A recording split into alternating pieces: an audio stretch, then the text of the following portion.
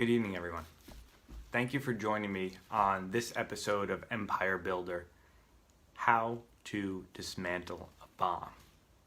Have you ever had an angry patient or customer in your office or on the phone that you've been trying to take care of, trying to help, and you're not sure really what to do?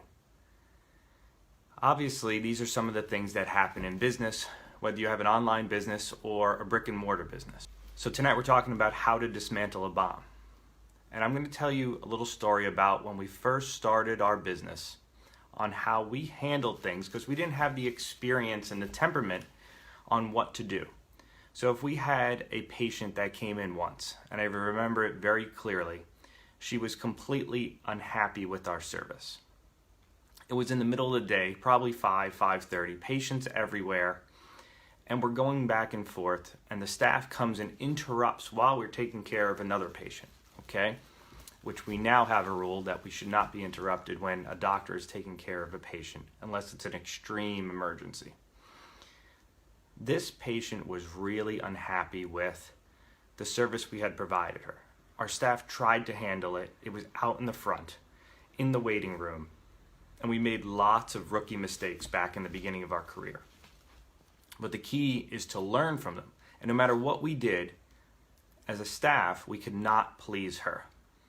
And instead of being calm and handling in a professional manner, tempers kind of escalated, and it became something that we didn't want it to become, right? So it became where we were not acting professionally and choosing the upper hand, okay?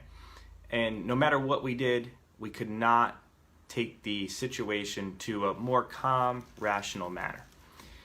It did not end well. The patient was unhappy. They left. They did not come back. But we learned from this, okay? And everybody makes mistakes in business. But the key to it is to learn from it so that you don't do it again, okay? And you can improve on your customer service. So now it's probably 15 plus years since that incident, but I still remember it. And it was a sounding board for us to learn on how to take care of our patients and our customers and now our clients better in all our different companies, right? So we're talking about how to dismantle a bomb, whether it's in your brick and mortar business, whether it's in your online business. It could be on the phone also. So I'm sure everybody has had a patient or a customer or client that has not been happy with the service that you provided or your company provided, and what do you do with it, right? So we just talked about how we handled it in the beginning of our careers, and we really learned from that experience, and we do things 180 degrees from where we used to do it. And it's made a difference in our bottom line. It's helped us grow our business and our role in the community. And now we actually lecture and teach on how to dismantle this bomb so that you can improve on your company, your culture with your clients and patients, and with your staff, because it does go hand in hand. So I want to thank you, everybody, for watching and your time and your comments and your messages and your shares. Please share this out if you get the opportunity. We're always trying to improve on businesses. We always love learning from others and giving to others. So I want to give you 6 tips on how we teach our staff and have now lectured and taught other companies on how to dismantle a bomb. So think about upset patient, upset client comes to your front desk, reception desk, right in the middle of the waiting room, okay? And you're sitting there as a staff member. Your staff is like, oh boy, here we go again. I'm going to tell you, your frontline people, they deal with a lot, right? Because people are coming in, you don't know what situation they have, what kind of day they're going through. They could be, if you're in a medical office, really sick, lots of issues, lots of personal issues. We have to take the higher road and realize that they have all these things coming on. So we need to take a deep breath in how we handle this. So the first thing we teach our staff to do is to apologize, okay? And that is correct. Apologize, no matter what it is. Sympathize with the patient that they are upset about something, and we have to make it right. So we teach all of our staff to apologize right away, no matter what it is, sympathize with them, and let them know this is the worst thing that's going on. You know, we know what's going on.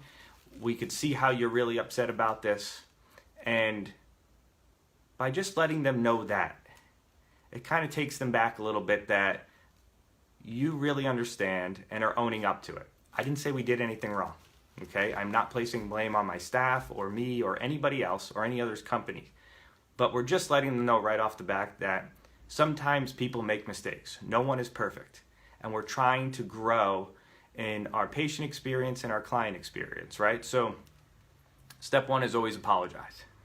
Step two, isolate the upset client or patient. And I don't mean isolate like grab the person physically or whatever. I mean, get them away from other people that are in your business, other staff members, okay? Other patients, other clients. Because if people are coming into your place of business and they see someone upset, what did they do automatically? They're going to start watching, right? And if they're watching what's going on, well, I got news for you. That's not good, because they are going to hear the negative, right? People always pick up on the negative more than the positive. So we teach our staff to take the patient or the client, escort them into an exam room, a waiting room, somewhere where you could put them for a couple of minutes to calm down and say, we're going to take care of this.